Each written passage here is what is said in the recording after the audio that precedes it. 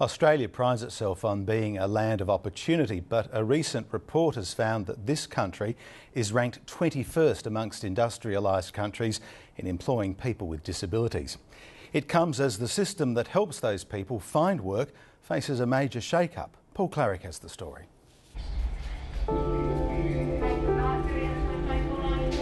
I used to be a lot shyer, quieter, and freelance with working with the customers, and I've built up my confidence. Oh, the people here, they're friendly. You get the regular customers that do come in as well, so that's another good thing. I mean, the managers as well. Knowledge that you're doing a good job, and that's a good thing that you do take out of it.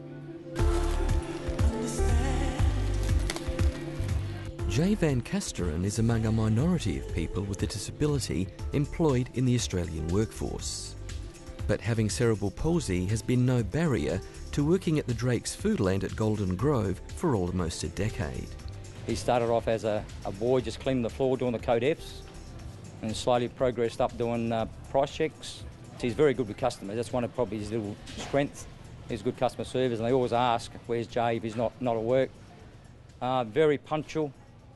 And a guy that cares about his job. He does really care what he does.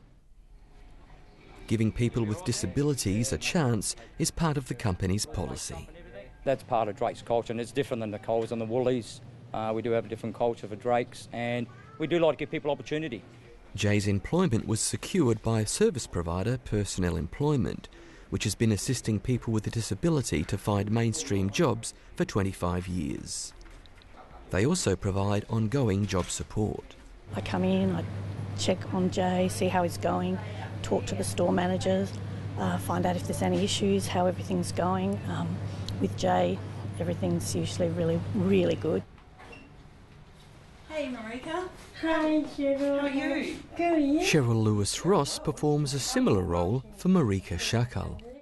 I come in the morning, I start bagging the uniform in different colours. We count them.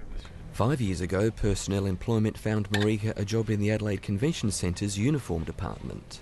We all have nerves about meeting new people. Well, for them it's quite intensified because of that social isolation a lot of them experience before coming into work.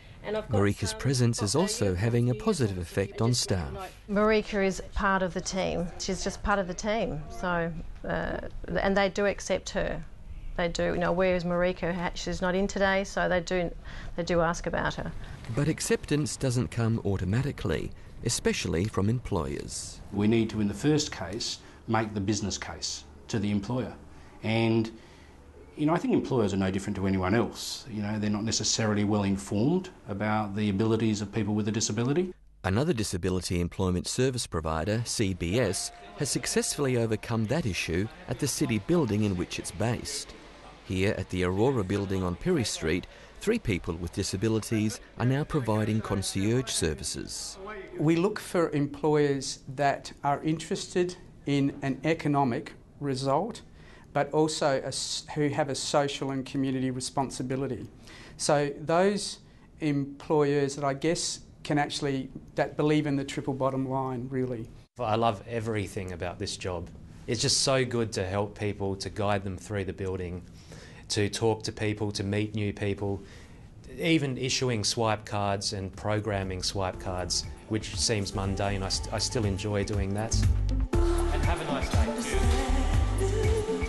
But not all disability employment providers are having the same success, and the difficulties were highlighted in a recent report by consulting firm PricewaterhouseCoopers. It found that just 40% of people with disabilities have a job, and in that regard, Australia ranks 21st among OECD countries. We know there are a lot of disability employment services out there seeking to do the right thing by people living with disability, and we know there are some individual successes. But overall, the report reveals some very unsettling statistics which really show that people living with disability are living lives of social exclusion, not inclusion. A Senate inquiry has recently looked into a controversial government proposal to put a large number of disability employment services out to tender. If that proceeds, it will mean a big shake-up of the sector. I do think that if we want people with disabilities to be employed on their merit, then disability employment services also need to be providing the best of merit as well.